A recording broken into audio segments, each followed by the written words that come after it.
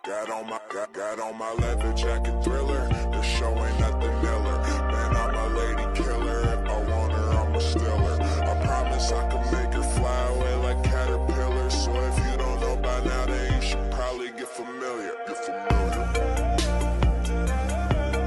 So if you don't know by now, then you should probably get familiar.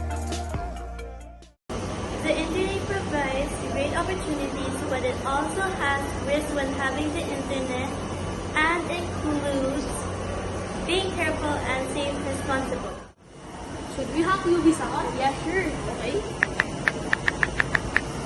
We got in. Yay! Oh no! I got hacked! I should have used a strong password! Protect your identity. Create strong passwords that contain lowercases, uppercases, numbers, and other symbols.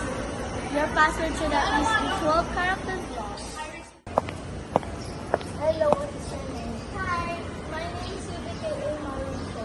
What is your address? It's Penapig 122. Okay.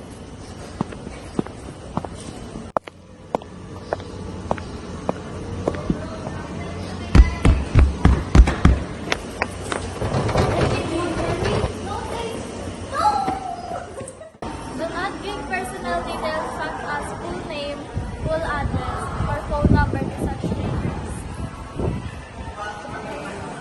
Use your first name or nickname to introduce yourself online and followers. Always meet in busy public areas when meeting in person with people online. Ask permission from parents first.